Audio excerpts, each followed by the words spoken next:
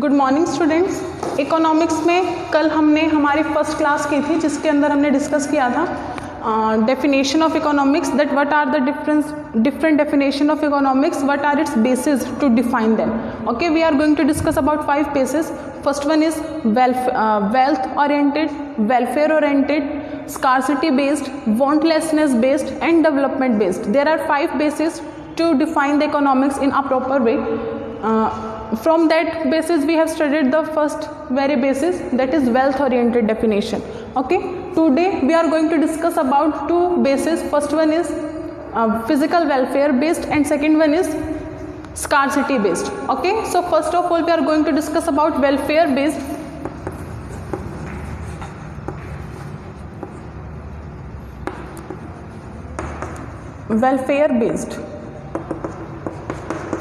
Welfare based definition. Before going to discuss it, I am just going to summarize you the previous session.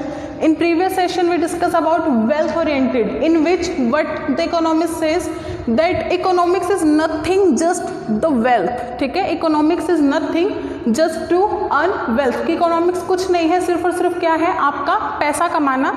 जिसके कुछ एक criticism थे कि सिर्फ पैसा ही सब कुछ नहीं होता, और भी चीज़ें इंक्लूड होती है, और इसने जो है इकोनॉमिक के स्कोप को क्या कर दिया था, स्क्यू कर दिया था, नैरो कर दिया था. ओके, आज हमारी वेलफेयर बेस्ड डेफिनेशन हम करने जा रहे हैं. So what the welfare based definition says, I am going to discuss the definition of Pigou. But the Pigou says economics is the study of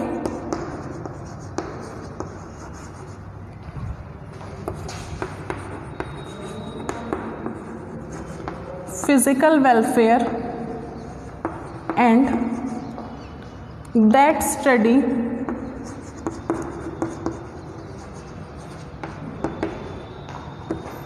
is related directly or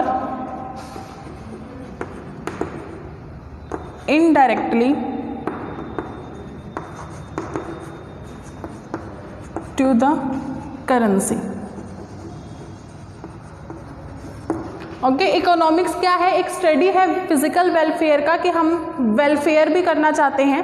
ठीक है, और ये जो स्टडी है वो डायरेक्टली या indirectly related किससे है, करेंसी से है. दैट मीन्स हमने करेंसी को बिल्कुल असाइड नहीं रख दिया. We are going to study the factors which are directly और इनडायरेक्टली रिलेटेड टू करेंसी. ठीक है, हम उन फैक्टर्स का यहाँ पे स्टडी करने जा रहे हैं जो डायरेक्टली या इनडायरेक्टली क्या है, रिलेटेड है आपकी करेंसी से. ओके, तो जो वेलफेयर बेस्ड डेफिनेशन है वो क्या कह रही है कि इकोनॉमिक्स क्या है, ऐसे वेलफेयर की स्टडी है, ऐसे सामाजिक कल्याण की स्टडी हम कर रहे हैं जो किसी ना किसी तरीके से डायरेक्टली या इनडायरेक्टली जुड़ा हुआ है हमारी करेंसी से. ओके, करेंसी से किस तरीके से जुड़ा हुआ है. देखिए, अगर आपके पास खुद के पास ही पैसा नहीं है, then how you are going to do welfare. ठीक है, अगर आपके पास खुद के पास ही पैसा नहीं है तो आप वेलफेयर कैसे करेंगे. दैट मीन्स जो इकोनॉमिक्स है एक ऐसी स्टडी है जिसमें हम फिजिकल वेलफेयर के बारे में तो स्टडी करेंगे, बट वो फिजिकल वेलफेयर कैसा होगा, डायरेक्टली या इनडायरेक्टली रिलेटेड होगा हमारी करेंसी से. That how we will going to earn our currency. Okay, that will be the definition of welfare based. There are some features of this definition and also some criticism. So first of all we are going to discuss about features, and after that we are going to discuss about criticism of this definition. देखिए क्या क्या features रहेंगे welfare based definition के.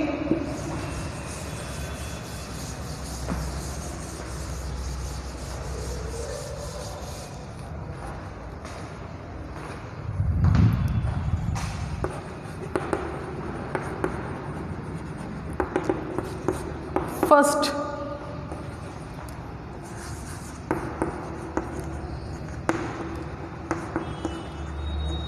more emphasis to human over wealth. जो इसका first feature था वो feature क्या था, जो वेल्थ ओरिएंटेड डेफिनेशन का क्रिटिसिज्म था कि ह्यूमन बीइंग को कोई भी एम्फेसिस नहीं दिया जाता, सिर्फ और सिर्फ वेल्थ को एम्फेसिस दिया जाता है, वो यहाँ पे ओवरकम हो गया. इस डेफिनेशन में ह्यूमन बीइंग्स को ज़्यादा एम्फेसिस किया जा रहा है रेदर देन वेल्थ, ठीक है। इन्होंने क्या कहा है कि ह्यूमन बीइंग ज़्यादा इंपॉर्टेंट है वेल्थ से। इसके अलावा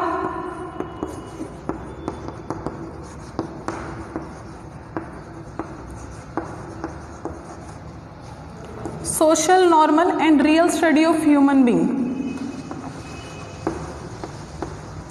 ठीक है। हम यहाँ पे ह्यूमन बीइंग के तीनों एस्पेक्ट को स्टडी करते हैं, सोशल क्या है, नॉर्मल क्या है, रियल क्या है। दैट मीन्स हम यहाँ पे सिर्फ वो एस्पेक्ट डिस्कस करेंगे जो बिजनेस कर रहे हैं, अर्निंग कर रहे हैं। हम यहाँ पे किसी सेंट को, किसी इंसेन पर्सन को, मतलब कोई पागल हो गया उसको, या किसी साधु को, किसी भिक्षुक को हम यहाँ स्टडी नहीं करेंगे। क्यों? क्योंकि वो हमारे रियल स्टडी में आता ही नहीं, वो कुछ अर्न ही नहीं कर रहे, ठीक है। इसके अलावा study of general business of human, जो जनरल बिजनेस है ह्यूमन का, उनको भी यहाँ पे स्टडी किया जा रहा था। जैसे प्रोडक्शन, कंजप्शन, सेलिंग, सभी को यहाँ पर स्टडी किया जा रहा था कि किस तरीके से वो हेल्पफुल हैं इकोनॉमिक में करेंसी अर्न करने के लिए, ठीक है। इसके अलावा इसमें और क्या किया जा रहा था? स्टडी ऑफ फिजिकल वेलफेयर,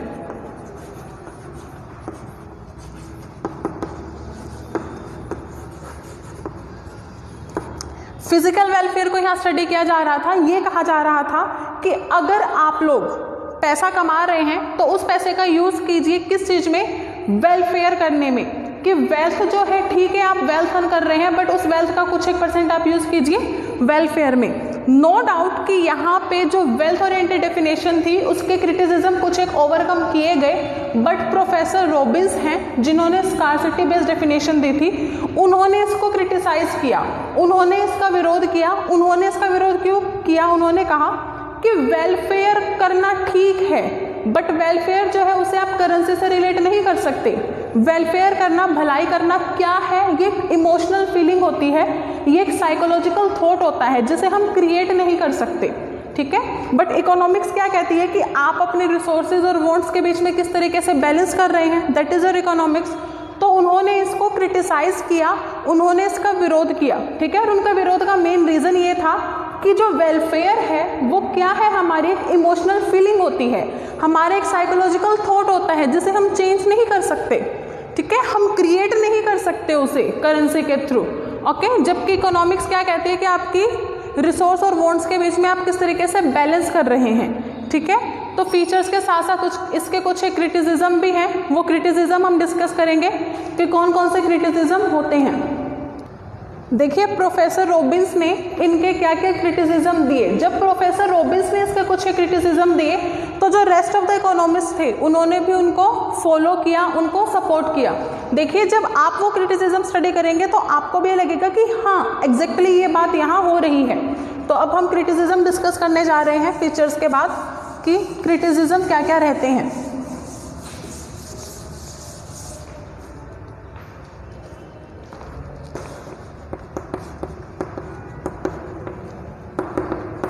देखिए first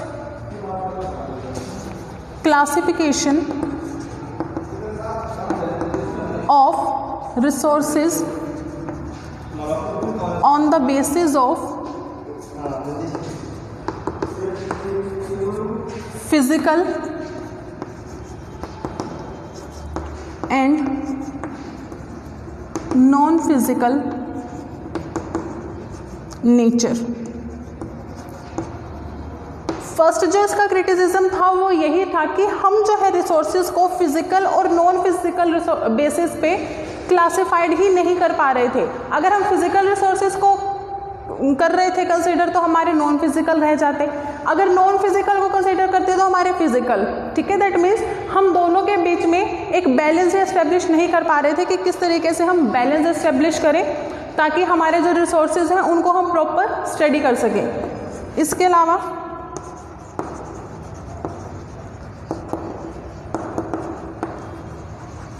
economics is not a social science. इसके अलावा उन्होंने क्या कहा कि इकोनॉमिक कंप्लीटली एक सोशल साइंस नहीं है। ये नहीं कहते कि सिर्फ और सिर्फ भलाई ही करो वही ज़रूरी है, ये सभी चीज़ों को कंसीडर करती है। इकोनॉमिक्स एक सोशल साइंस ना हो करके एक ह्यूमन साइंस है, पॉजिटिव साइंस है। ये क्या करती है, सिचुएशन को अपने आप को अकॉर्डिंग टू सिचुएशन चेंज करती है। ठीक है, जो इकोनॉमिक्स के लॉज हैं वो सोसाइटी के विद इन और सोसाइटी के आउटसाइड सेम फॉलो होते हैं। ये नहीं है कि सोसाइटी के विद इन आप ये कह रहे हैं कि ये लोग कहते हैं जी इसमें ये होगा, बट आउटसाइड द सोसाइटी आप कह रहे हैं नो इट वाज रॉन्ग। ऐसा कुछ नहीं है। जो इकोनॉमिक्स है वो कंप्लीटली सोशल साइंस भी आप उसे नहीं कह सकते। क्यों? क्योंकि कुछ एक एक्सटेंट तक वो आपके अर्निंग से, आपकी मनी से रिलेट करती है।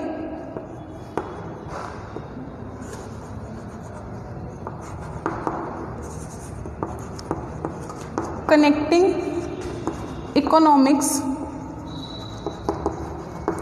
with physical welfare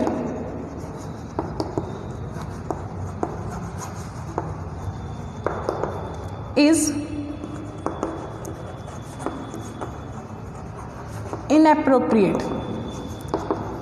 If you are going to connecting your economics with your physical welfare, that is completely an inappropriate concept. Why that is an inappropriate concept? Because आप जो है ये नहीं कह सकते किसी को भी कि तुम भलाई करो, तुम्हारे पास ज़्यादा पैसा है तो तुम भलाई करो। ठीक है, फिजिकल वेलफेयर या वेलफेयर क्या होती है, ह्यूमन बीइंग की इमोशनल फीलिंग होती है, उसके एक साइकोलॉजिकल थॉट होता है विच कांट बी क्रिएटेड। वो ऑटोमेटिकली क्रिएट होता है, आप उसे खुद से क्रिएट नहीं कर सकते। दैट्स वाई आप फिजिकल वेलफेयर को अगर इकोनॉमिक्स से कंप्लीटली कनेक्ट कर रहे हैं तो वो एक रॉन्ग थिंग है, आप कनेक्ट कर ही नहीं सकते। ठीक है, इसके अलावा देखिए और क्या रहते हैं।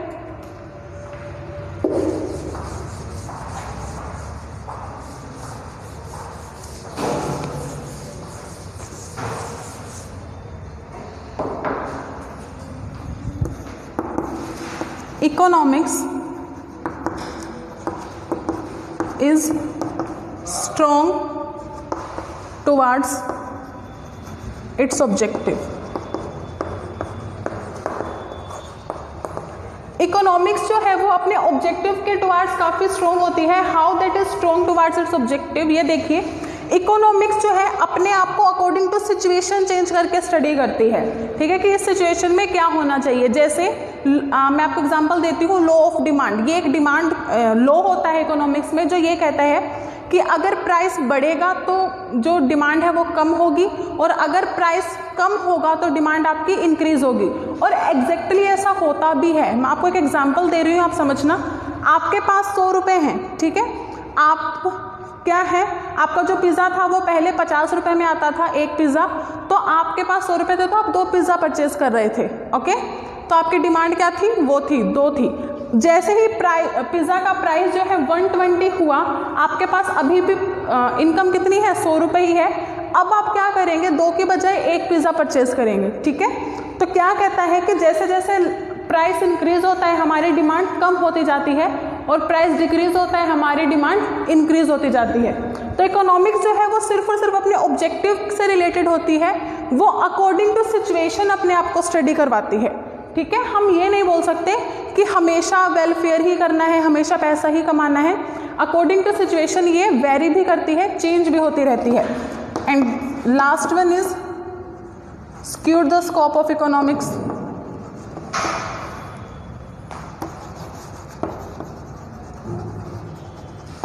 इसने भी क्या किया, जो इकोनॉमिक्स का स्कोप था उसे स्क्यू कर दिया, नैरो कर दिया। क्यों?